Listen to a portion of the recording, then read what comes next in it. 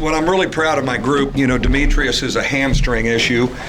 And, those are tricky. So, we'll go day to day with him. Luckily, we don't play till Thursday. But I'm very proud of how we really didn't let it be a distraction at all. And Steve Astoria just slid over and handled the ball. And we methodically, had a really good league win. So really proud of our group. What allowed you not to make it a distraction? Like, he's out, let's just keep doing what we're doing. Yeah, I think, you've got some veteran guys and some maturity there. And, Steve's demeanor is great. Steve just, Steve never gets shaken. He's so poised, like, okay, I'll handle the ball. And, we play that way in practice when we sub Demetrius, so it's not completely foreign.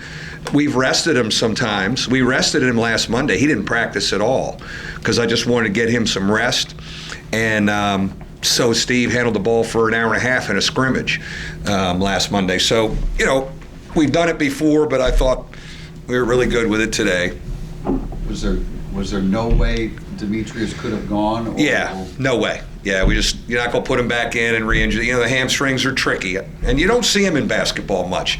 But, I feel, he's logged a lot of miles and had to do a lot in that 3-game stretch. He really has. So I'm not completely surprised that we've got a little injury. It is, again, it's not season ending. It's something he can come back from. When? We don't know.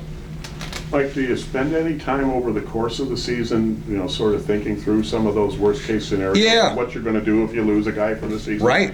And, how much planning do you do for that? You think about it, I don't think you do a whole lot. I mean, it'll come up in practice where when you sub him out to get a rest, Steve handles the ball.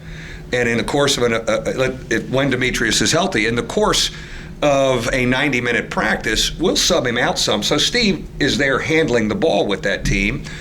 And so it's not foreign, but I think it was really interesting that we rested him last Monday, and the whole time in the scrimmage, Steve handled the ball. So, that probably helped the transition today. Yeah. Mike, a couple weeks ago, free throw shooting percentage and points off the bench, kind of concerned, but those were rectified today. Become a huge weapon, and you know why? We don't work on it in practice.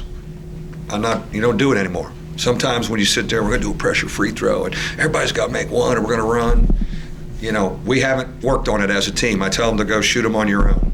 Sometimes you can overcoach that and overemphasize it, then guys get tight. So we haven't done any team free throw shooting, pressure free throws in 2 weeks, and we ain't going to start. Pfluger seems to be adding different dimensions to his game every time out. I'm really excited about him. The job he did on Carter, especially in the second half, was fabulous. And now you see him getting comfortable with an offensive role. One of the things that kept him out of the lineup was shot selection. I think, when to shoot and, where your place is in our offense.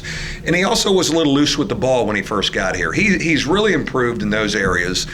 And, what it does is it helps Steve like tonight, for example, he can guard Carter. Astoria doesn't have to. And with all the stuff Astoria had to do handling the ball, it really helped us. And he can score and he can run the team. So I just think Rex continues to get better and his teammates are confident in him. And I thought tonight he took a step in his place offensively. He took good shots. He's going to make free throws. But the way he guards, it was clinic kind of stuff, watching him move his feet on a really good guard in Carter. What did you see from how Demetrius kind of kept out of the Oh, he was awesome in the timeouts. He was great, man. Talking to guys, pumping guys up, talking to Steve. He was fabulous, just like a captain should be, and I'm not surprised at all. I asked Zach if he'd ever seen Steve riled up, and he said maybe a fist pump after the Duke shot or something like that. Have you ever seen him? Not much, and he's a steady guy. He's never been a more poised guy. And then he was like that as a freshman. He played big minutes as a freshman when Jaron left us and made big plays. And I remember him playing in Chapel Hill his freshman year, just kind of making plays and supposed to be there. Some of the guys were talking about the intangible of consistency. How do you make that tangible? How do you develop that? One of the things I thought we really needed to do today, and we talked about this yesterday and before the game, was defend for 40 minutes. Our defensive numbers today are excellent.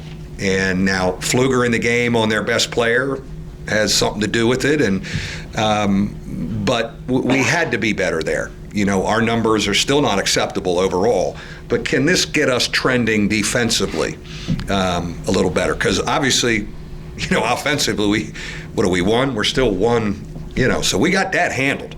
It's defense improvement, and I thought we needed to do it for 40 minutes in a game, no matter who we played.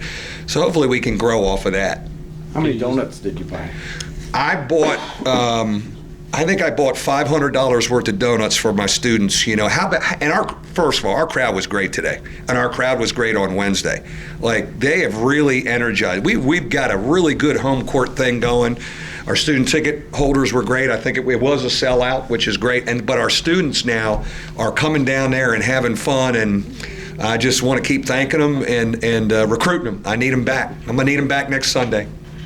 Can you just tell Bonzi he's playing against Boston College every game the rest of the way out? It seems like he plays his best against BC. He loves playing against BC, he really does. And, you know, I think we're doing a good job of posting him some to get him some stuff. You know, we've done some things offensively to get him post touches, and he's really scoring the ball. But he's really he's very confident right now. I tell you one thing that won't show in the stat sheet.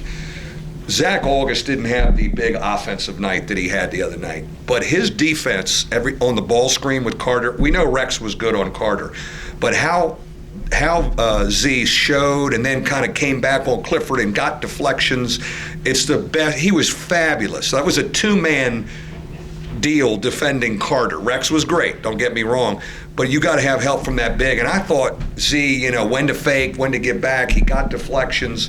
He anchored us back there, and I thought it's the best. I told him it's the best he's done in that area.